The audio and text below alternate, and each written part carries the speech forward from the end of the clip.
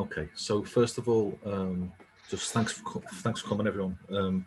We made we wanted to make art and creativity a real part of the heart of Earth Moves right from the start. So I was really honoured to be involved in the Bellissima sculpture. So I'll show you a little bit about that, but also about why we're doing the sculpture today. So I'm going to talk a little bit about who Medusa may have been, and I'm also going to ask you to, if you can forward your email addresses to Paula. I'm going to send you some further information about it, so you can read that kind of at your leisure. You can take what you want from it. And ideally as well, if we can fit in a couple of minutes of kind of intentional meditation as well, that'd be great. So let's see. Okay, so I think we'll start with the PowerPoint. Okay.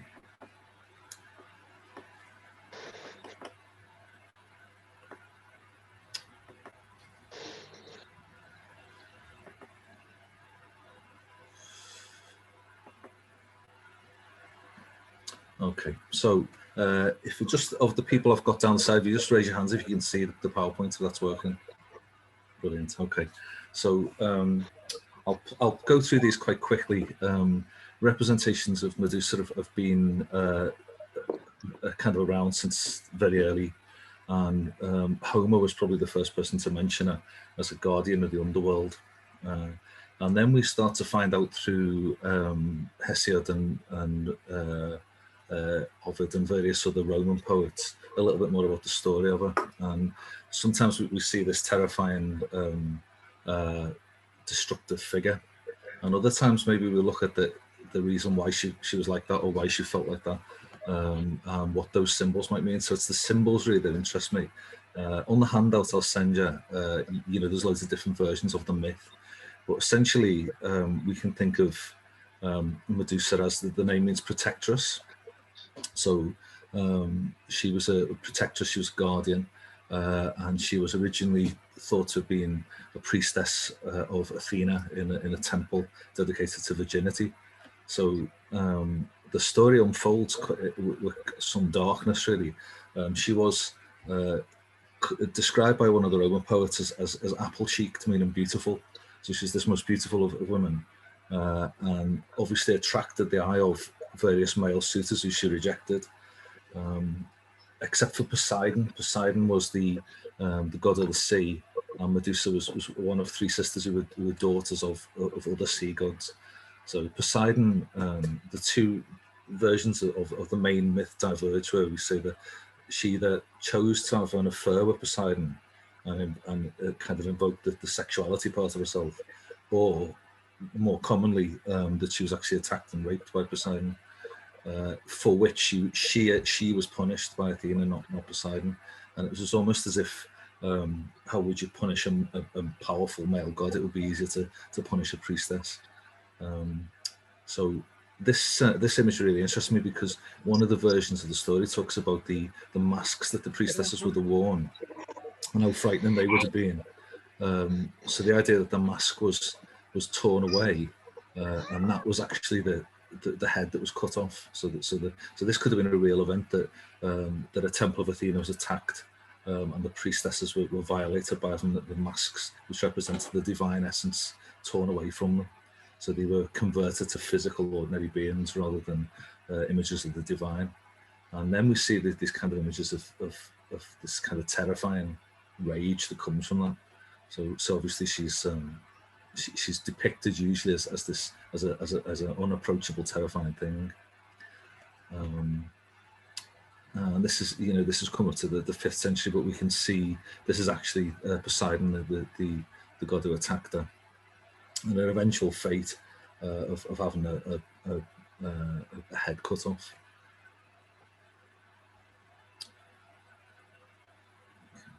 Now, as I was looking through these images of Medusa, I started to notice various threads, and some of them there's this kind of sadness. So the face here is not, as far as I can see, terrifying. It's full of pathos, and we feel some connection with this person for why she's being treated like this. Also, it's interesting to note that Medusa was originally depicted with wings, Now here we see the wings as part of a hair. So if you've seen the statue of Bellissima we made, Bellissima also has the wings representing that she can move upwards through these kind of spiritual dimensions. So we see Medusa here as actually as divine. Yeah. And I couldn't find the name of the artist who made this piece, but the look for me on the face really kind of inspired me, because it was a look of shock, of kind of outrage that this thing could happen. Yeah. So not only to be violated, but to be punished for the violation. So that we understand why, we particularly, as a queer artist, I have this sense of outrage of how we feel othered, or how we feel attacked or undermined. So there is a kind of darkness to this image. And as Carol said earlier on, this is for me related to the image of Lilith. What artists often did with Lilith was after this description of a defying Adam and God punishing her by casting her out, artists increasingly associated Lilith with the serpent who tempted Adam and Eve. So this Satan was a female form. This one I love because it's the level of sneer that, the popular legend of Medusa was that her gaze could turn someone to stone. Now, actually, what this strikes me is here we have someone who's condemned to be alone for the rest of her life as a punishment for being attacked. What she understands is that no man or no woman or no child or animal could ever come close to her again without being punished by being turned to stone. Now, even that can be a metaphor. So maybe we see the outrage in someone's eyes who's affronted, maybe someone who's been attacked or racially abused or whatever it is, and we can see that the sudden fury in the eyes, even without saying anything. So that is enough to metaphorically turn us to stone, to see the rage in someone else and to understand it. So this is a divine thing. This isn't, we often think of divinity as this incredibly calm, only in one direction thing, but there is a fury and a wrath here as well. So, Caravaggio, this is one of the most famous depictions of Medusa, and it for me it undermines whom, I want to see how she got to that stage, how she was a guardian, how she was a protectress, not just that she was then chosen by the gods to have her head cut off and be used as a weapon. So it wasn't she herself, her own character, her own reasons, all of that is just forgotten by this part of the story, which is just about a head being cut off. Now this is the Luciano Garbati piece, which is about 10 years old, but it's recently become part of the Me Too hashtag, and it was placed outside the law courts where people like Harvey Weinstein were prosecuted. So that this is a reverse image, and the idea is that she's holding the head of Perseus, who in the legend cut her head off. What some commentators have pointed out is that she shouldn't really have been holding the head of Perseus; she should have been holding the head of Poseidon, who raped her and caused this issue. And the reason why she's naked here is actually, interestingly, not to sexualize her, but because Cellini originally depicted Perseus as naked. And Cellini was one of the Renaissance artists who was a gay man who was interested in the male form, but he depicts the hero as naked to show his perfect physical beauty, and in a sense that according to the Greeks, that's not about sexualizing the body. That's about seeing the divinity in the body. So the perfection of the body is mirrored in the soul. There is, again, just to maintain this image, that there is this sense of not fury but sadness about the treatment that she's received. Now, it interests me as well that as we start to look at the idea that her hair was turned to snakes. So the snake, there's all kinds of metaphorical language. The snake in the Garden of Eden, which was seen as by some artists as Lilith, is also seen by some artists as Adam's penis. So although Eve is seen as the blame figure who tempts Adam and mankind falls from grace, the snake that she was tempted by, potentially it was a phallic symbol. So there's all kinds of language here, and the snake is often a symbol for not just for that we fear, but a symbol for wisdom, particularly in the Nagas in Buddhism and Hinduism, but also a symbol for Kundalini energy, for this kind of sense of sexual awakening and fierceness. So perhaps that by turning off the mask of the Virgin Priestess, it's actually the sexual energy that's shown, and we see it, as a halo almost. So to go back to why I'm doing this sculpture in particular, this is a sculpture I made a long time ago, which a friend of mine's son sat for, and I cast his body in using Modrock, which is Plaster Bandage, and made this image of the Buddha for the Liverpool Buddhist Centre. Now, there is a tradition in Buddhist sculpture where the sculpture looks one way from the outside, but on the inside it's packed with mantras and offerings and flowers, and so those things are secret. That they're for the Buddha, not for the viewer. So the idea that there will be something intentional inside fascinated me. So we put together this. We asked people to contribute, and we put together this box of people's notes, people's intentions, people's wishes, names of people who they wanted to dedicate for, mantras, sections of scripture, sections of scriptures from other religions, all kinds of stuff, and a traditional thing as well is to include jewelry offerings. So this was some of my mum's. We lost my mum a couple of years ago, so I included some of my mum's little pieces of jewelry inside, so she would get some benefit from the kind of merit from the sculpture as well. And this jar, this was called the heart jar, and it's placed inside the figure. So we took this on, and a while later, Paul and I were discussing how we could represent the idea of Bellissima, who is obviously this kind of regional goddess of the Mersey and the Ribble, and Romano Celtic figure who is for us. So an element of the divine feminine who's very local and we recognise it. So we had this meeting at the greenhouse, and what we asked people to do was to make offerings and flowers and things that they felt were important, and to bring their own intentions to it as well. So we started putting these things together, and we had a quick ritual, which is, I suppose, the equivalent, obviously, in COVID times to do this digitally. So we did something a little bit longer and a little bit more spacious and fresher, but this is exactly what we're doing tonight. So people, offered fruit and flowers and coins and water and incense, and all of these things were then packed together. It was interesting that someone wanted to offer this image of the Virgin Mary as well. So there was other elements of the divine feminine. There wasn't just one culture we were looking at. And these things were bundled together as one offering, bound in silk, and then sealed into the pregnant belly of the Bellissima that we'd made. So this was about potential and all the intentions of all the people who've been involved, but sealed and held within the sculpture.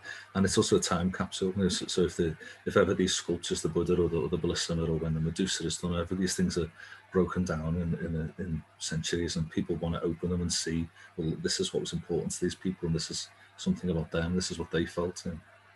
So it's a kind of message to the future as well as a spiritual message. So the Bellissima was made in parts, and this is what I'm going to do as well with this one. I'm going to build the parts at home, and then on the day that we do it in the spring, hopefully when everything is covered, safe and easy, it would be great if people could come back together again on that day and actually assemble it like a jigsaw almost, so we could all feel that we had some part of it. So Bellissima, has this essence of calmness, of a multicultural. She had these kind of Mycenaean, Celtic, African, all these different influences, and whereas the Medusa that we're going to make is has a different feel altogether. So I've started the Medusa. So this is built around an idea of extreme outrage and fury, but also the glance is accusatory. The glance is both to protect the vulnerable, but also to demand justice. So we're heading into a period where we've got Brexit on the table. We've got all kinds of cronyism going on with the government. We've got lies in the media. We've got all kinds of darkness going on, and we fucking demand justice. And this statue for me is going to be about thinking about justice as well as about the, you know, the spiritual aspect of what the divine feminine is. So this is only the first step towards it, but I'll talk a little bit more about that later. So what I've started to do basically is construct the shapes of the face, but I'm going to use other materials as well to smooth that, to build over it, or to continue with it. Now we come to the bit that we're doing today. So obviously that one of the things with Medusa is that the hair was writhed with snakes, and the snakes represented all kinds of metaphorical value. But I want everyone who in attendance to send Paula your email address, and to also pop in probably just shortly after Christmas, and we will put together a set of materials and equipment. And the materials and equipment are basically plaster bandage, wire, tape, and a variety of things. And I want each person to build a snake themselves. And that way we all feel like we've had a hand in this, we all feel like we've contributed. So the snakes will be built around this. This is a kind of gold ribbon which I used for another piece of work. And I tried different pens to actually write the intentions on the ribbons. So the top one is biro, and the biro works easiest, so most of us have got a biro in the house. The watercolour pencil doesn't work at all, and the drawing pen just bleeds in. But yeah, essentially, you know, we can think about this as an opportunity to get involved and to put a piece together. So yeah, the snakes are yo big, and the head will be reed with them, but the head is this the sense of anger, essentially. But also shock, you know, a glimpse of the injustice of the world and what we do about it. So that, you know, again, you know, as a queer man, I feel that this is something that I can spiritually get behind. This is something that, you know, means something to me. But also, you know, it speaks of a confrontation against any injustice, whether that's climate injustice or whatever we feel angry about. You know. So the name Medusa means protectress. There's a lot of things that we need protecting from, and what I want you to do is to, when you get your ribbon, to write down something intentional from you. What do you want protection from? Who do you think needs protecting? What do we need to protect in the world as we are? And I'm going to ask you to seal that inside the snake, and just at the risk of kind of powering on a little bit too much, I'll show you a very short video.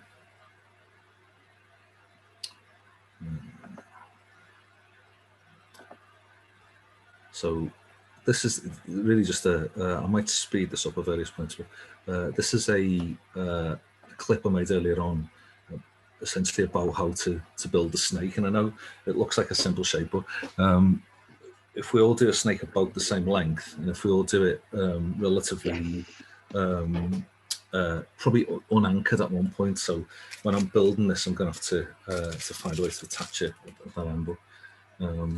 So we take the ribbon, which I'll include in the kit that we send out. We write our own intention on it.